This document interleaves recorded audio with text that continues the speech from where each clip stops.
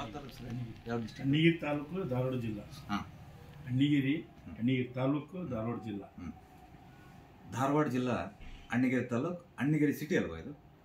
ಅಣ್ಣಿಗೆರೆ ಗ್ರಾಮ. ಅಣ್ಣಿಗೆರೆ ಗ್ರಾಮಕ್ಕೆ ಇವತ್ತು ನಮ್ಮ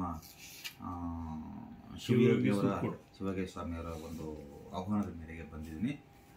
ಸೊ ಇಲ್ಲಿ ಅವ್ರಿಗೆ ಆಂತರಿಕವಾಗಿ ಏನಾಗುತ್ತೆ ಅನ್ನೋದು ಬೇರೆ ವಿಚಾರ. ನಾನು ಅವರಿಗೆ ಪರ್ಸನಲ್ ಹೇಳಿದ್ದೀನಿ, ಪರ್ಸನಲ್ ವಿಚಾರಗಳು. ಬಟ್ ಆದರೆ ಇಲ್ಲಿ ಅಧಿಕಾರಗಳು ಸಿಗೋಂಥ ಸಾಧ್ಯತೆ ತುಂಬ ಇದೆ ಅನ್ನೋದನ್ನು ಭಾರಿ ಸ್ಪಷ್ಟವಾಗಿ ಹೇಳಿದ್ದೀನಿ. ಇಲ್ಲಿ ಅಧಿಕಾರವಂತರು ಆಗಲೇಬೇಕು.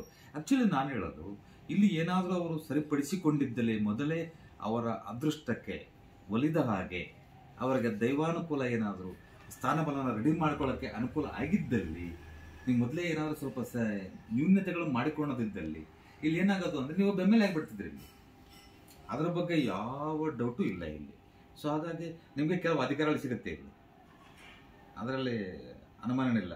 ಸೊ ಹಾಗಾಗಿ ನಿಮಗೆ ಅಧಿಕಾರಗಳು ಸಿಕ್ಕಿದೆಯಾ ಇಲ್ವಾ, ನಿಮಗೆ ಯಾವ ರೀತಿ ಅನುಭವ ಅನಿಸುತ್ತೆ ನಾವು ಹೇಳಿದ್ದು. ಓಕೆ, ನಿಮ್ಮ ಬಾಯಿಂದ ಹೇಳಿ ವೀಕ್ಷಕರಿಗೆ.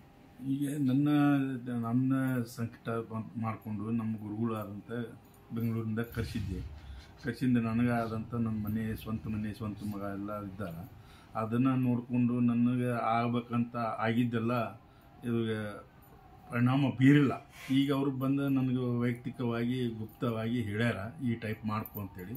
ಆ ಟೈಪ್ ನಾನು ಮಾಡ್ತೀನಿ.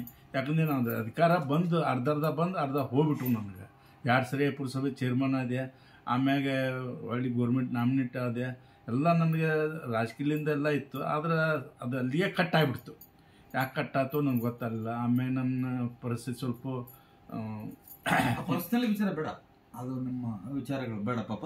ನಾನು ಹೇಳೋದು, ನಾನು ಹೇಳಿದ್ದಕ್ಕೂ ನಿಮಗೂ ಹೋಲಿಕೆ 100% ಹೋಲಿಕೆ ಅನಿಸುತ್ತೆ.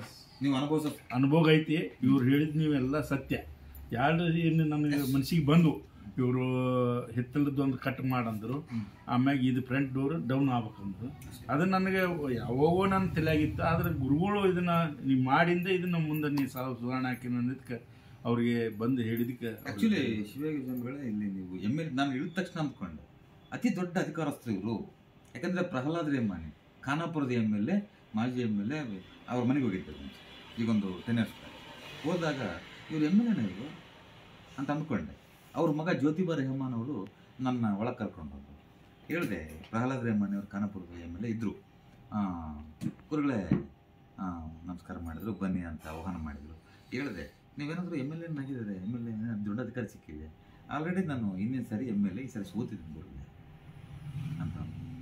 ಅದೇ ದೊಡ್ಡ ಇನ್ನೂ ದೊಡ್ಡದಾಗಿ ಬೆಳಿಬೇಕು, ನೀವು ಸ್ವಲ್ಪ ಸಮಸ್ಯೆ ಮಾಡ್ಕೊಂಡಿದ್ದೀರಿ ಅಂತಂತಂದೆ. ಮತ್ತು ಸೆಕೆಂಡು, ನಿಮ್ಗೆ ಆರೋಗ್ಯದಲ್ಲಿ ಅತಿ ದೊಡ್ಡ ತೊಂದರೆ, ನಿಮ್ಗೇನಾದ್ರು ಹಾರ್ಟ್ ಪ್ರಾಬ್ಲಮ್ ಆಗಿದೆಯಾ ಅಂತ ಅವ್ರು ತೆಗೆದು ತೋರಿಸಿದ್ರು. ಹಿಂಗೆ ಶರ್ಟ್ ಬಿಚ್ಚಿ ನಾನು ಡೈರೆಕ್ಟ್ ತೋರಿಸಿದಾಗ ಏನಾಯಿತು, ಇಲ್ಲಿ ನೋಡಿ, ಇಲ್ಲಿಂದ ಇಲ್ಲಿವರೆಗೂ ನಾನು ಇದು ಮಾಡಿದ್ದಾರೆ, ಆಪ್ರೇಷನ್ ಮಾಡಿದ್ದಾರೆ.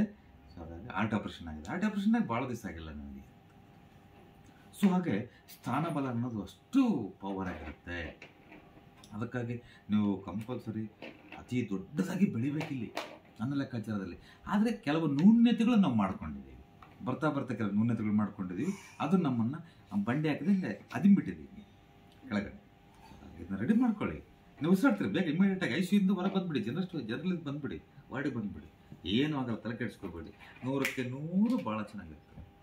ಅದರಲ್ಲಿ ಆಂಜನೇಯ ಸ್ವಾಮಿ 100ಕ್ಕೆ 100 ಒಳ್ಳೇದು ಮಾಡೇ ಮಾಡ್ತಾನೆ, ಡೌಟೇ ಇಲ್ಲ. ಸಿಕ್ಕಾಪಟ್ಟೆ ಖರ್ಚು ಮಾಡ್ಕೋಬೇಡಿ, ಸುಮ್ಮನೆ ಸಾಲ ಮಾಡ್ಕೊಂಡು ಸಿಕ್ಕಾಪಟ್ಟೆ ಖರ್ಚು ಮಾಡೋದ್ರಲ್ಲಿ ಏನೂ ಇಲ್ಲ, ಪ್ರಯೋಜನ ಇಲ್ಲ. ಸಾಧ್ಯವಾದಷ್ಟು ಎಷ್ಟು ಸಾಧ್ಯನ ಅಷ್ಟನ್ನು ರೆಡಿ ಮಾಡ್ಕೊಳ್ಳಿ. ನಾನೇನು ಹೇಳಿದ್ದೀನಿ ಈಗ, ಅದು ಸ್ವಲ್ಪ ಕಿತ್ತಾಕ್ಕೊಳ್ಳಿ, ಇದು ಸ್ವಲ್ಪ ಕಡಿಮೆ ಮಾಡ್ಕೊಳ್ಳಿ, ಫಿನಿಶ್. ಎರಡು ನೋಡಿ, 25-30% ನಿಮಗೆ ಗೊತ್ತಾಗುತ್ತೆ. ನಿಮಗೆ ಗೊತ್ತಾದ ತಕ್ಷಣ ನೆಕ್ಸ್ಟ್ ಜಾಬ್ ನೀವೇ ಹೇಳ್ತೀರಿ ಅಲ್ವಾ? ಈಗ ನಾನು ಹೇಳಿದಕ್ಕೂ ನಿಮಗೆ ಏನು ಅನಿಸ್ತು? ನಿಮ್ಗೆ ಏನು ಅನಿಸ್ತು? ಬ್ಲಾಕ್ ಮಾಡಿ